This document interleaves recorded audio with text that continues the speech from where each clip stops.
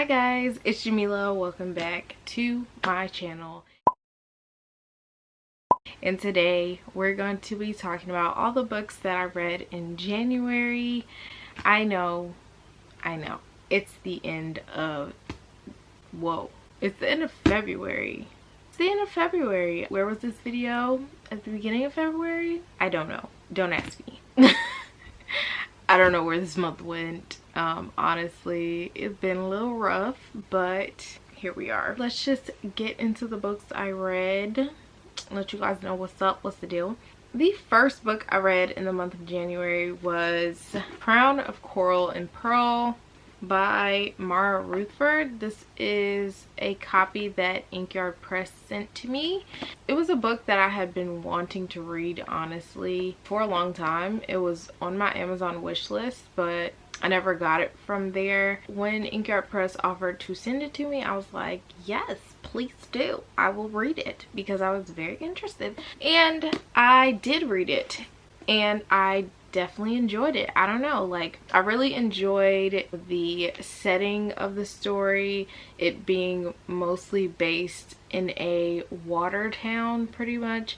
It's about this girl named Noor, and she has a twin named Zadie, and pretty much in this water village are these people who, because of history between this specific kingdom on land and them, they're not allowed to go on land. It's illegal for them to go on land. And the kingdom on land is called Alara. Noor's people are the Varenians. So the Varenians have to send a bride for the crown princes. Like, they have to present an offering of a bride for the crown princes of Alara, and Noor's twin Zadie is chosen to be the next bride that is sent to this kingdom. However, when things go awry, Noor has to pretend to be her sister, travel to this kingdom of Alara, and marry the crown prince. Pretty much the whole time she's pretending that she's her sister, and if they find out that she's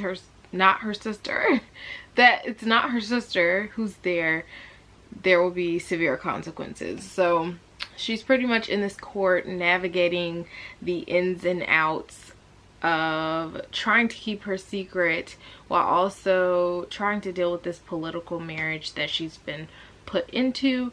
And there is a forbidden romance in this book, and I really enjoyed this book. I personally love court intrigue.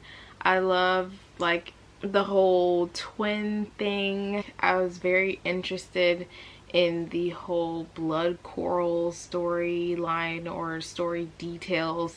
The fact that these people live in a water village and they're just, water is a part of them, swimming is a part of them. Like, just to be away from water is just so not what they're used to. I don't know, it just really was an enjoyable read. It's an easy read.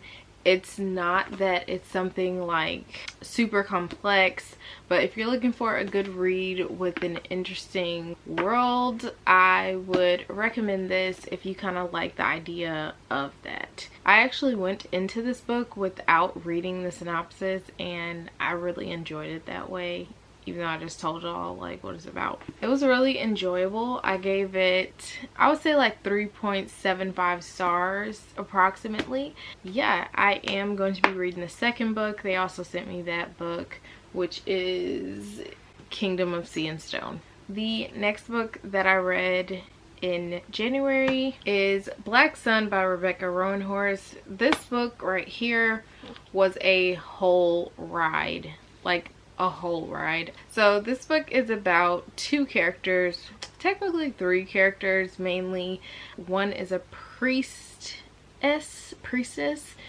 another is a ship captain, and then the other one is kind of a mystery, I would say. So you have the ship captain, Shiala, and she is just so, I don't know, like, interesting, cutthroat. She's a part of these people called the Teak, and she has these super interesting abilities and a very interesting look about her.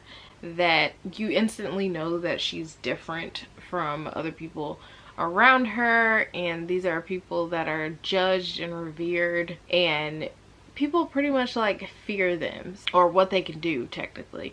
And then you also have a guy named Serapio. He is blinded, he's strange, he's mysterious, and he's on this ship. She's pretty much commissioned for this job to get a certain cargo to a certain place faster than would normally be possible due to storms and all these things. She's supposed to get this cargo to the specific place within an extremely short time. This cargo turns out to be Serapio, and they're trying to get to the specific place, and over the course of the story you kind of learn more about Shala and Serapio and what this journey actually entails. And there is all kinds of fantasy elements, interesting powers, interesting religions. Overall, it was very, very wild ride. Like, this book starts off crazy from the beginning. It's super, super interesting to read, in my opinion. I would say it's pretty fast paced. I was interested the whole time. The only thing was the ending was just like it was just like, I don't know, maybe it was the way I was reading it, but it was like a whirlwind. Like, so much just happened at the very end, and then it was like the book was over and I was like, what just happened? But yeah, so there's a lot to this story. There's like these crows that a specific group of people ride, and I'm having a hard time describing this book, but it's pretty much a adventure themed story, with like dark twists, if that makes sense. I don't know, but I did end up giving this book 4 stars. I thought it was super intriguing. It had some very, very dark moments, very violent moments. It was fun to read, honestly. Wasn't a favorite of all time, but it was very, very good, and I recommend it if you're looking for something like that. The next book I read is A Court of Frost and Starlight by Sarah J. Maas. This book is the reason I don't really like to do novellas. Like, I feel like nothing is ever really going on. I don't enjoy the fact that there's like no plot. I thought that going into this book knowing that there wasn't really going to be much going on would have made it like okay and better, but honestly most of this I was bored to tears, uninterested. I felt like the characters that I really enjoyed weren't necessarily acting like themselves. It was very contrived and just corny, and it didn't do it for me really. Like, I wasn't a huge fan. I don't know. And I mean, on top of that, I did read it. I read it pretty fast. Maybe I don't know. I don't know if reading it slower would have made a difference. Compared to the rest, it wasn't that great. So I would keep in mind this is a novella if you're picking it up, and it's pretty much about the characters that we love just preparing for a holiday. Not very interesting. I guess this book 1 star. So I'll probably keep this because like it's a special edition of this book, but this wasn't really like my cup of tea. And you guys warned me about this book. Did I listen? Not really. I should have listened. Y'all haven't steered me wrong yet. So that was that book. And then the next book I read in the month of January was Graceling by Kristen Kishore. This book was a reread for me. I read this book when I was really young, and rereading it, I still loved it so much. It's still 5 stars for me.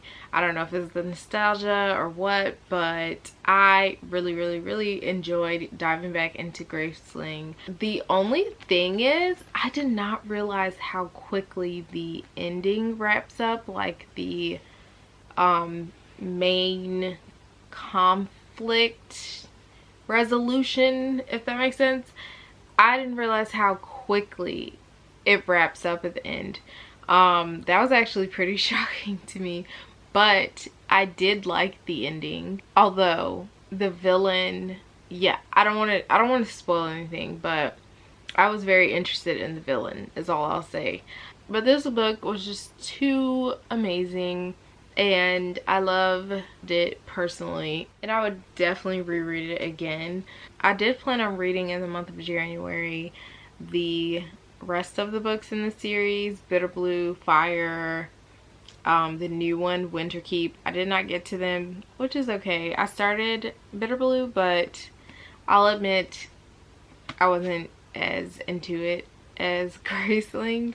I should have probably went right into Fire because that's the next book after this, but you can read them by themselves from what I understand. So yeah, I recommend this book still. I think that this is probably a personal thing, which is okay because not everybody is pro-marriage, but I was like actually a little shocked how anti-marriage Katza was. Like, she was just so like, I can never get married, I don't want to get married, I don't care if I found like pretty much, you know, her soulmate, whatever. She's just like, I will not marry. And I'm like, okay, all right, it's cool. But I just found that kind of weird. Just for those of you who want to know, this book is about a girl named Katza who lives in this court, in this kingdom, and she is a killer for the king. Pretty much in this world, people have graces where they're good at a specific thing, or there's a specific thing that they can do. It could be, I don't know, climbing trees, I don't know, like whatever. So her grace is the ability to kill anything, anyone, and she ends up meeting a prince from another kingdom and kind of separating herself from the court in order to handle some business with this prince. And pretty much she ends up learning a new truth about her grace, and it's just overall just very interesting story and world building, and I really enjoyed it, and I recommend it. If you were thinking about reading it, I recommend it. Why not? And then the last book of the month, my favorite read of January, amazing, City of Brass by S.A. Chakraborty. When I tell y'all, I loved this book so much, you don't even understand.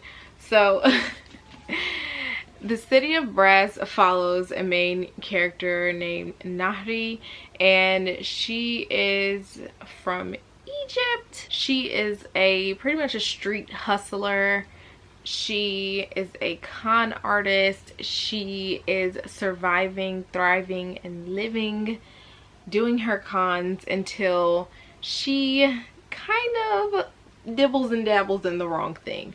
So she ends up doing a con where she's supposed to be removing a jinn creature from a child.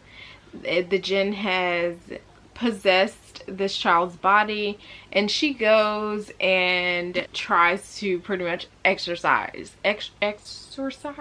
the child, and things go awfully wrong because she ends up summoning this ancient warrior jinn named Dara, and the story just pretty much goes from there. And she's on the run with Dara for reasons, and they end up eventually going to the city or kingdom of the jinn, and it's just super interesting world, super interesting magic system. I love the role that Islam and being Muslim played into the story. Prince Ali Zaid is just, I love him so much, honestly. Is that just me? I love Ali, and I just cannot. I just enjoyed this book too much. Too many great moments, conflicts, plot line, the way the story weaved together, the way the magic is weaved together, the way the lore is weaved together, and I don't know, I just loved it. And I also love the fact that going into this book, being a Muslim who knows about jinn and all of these things, like I went into the story understanding a lot of the terminology used in the book, so I did not find much of anything confusing when it came to the terms she was using in her magic system and all of these things. It was just so good. Like, I really enjoyed it. I was so happy to go into a book that just felt familiar and felt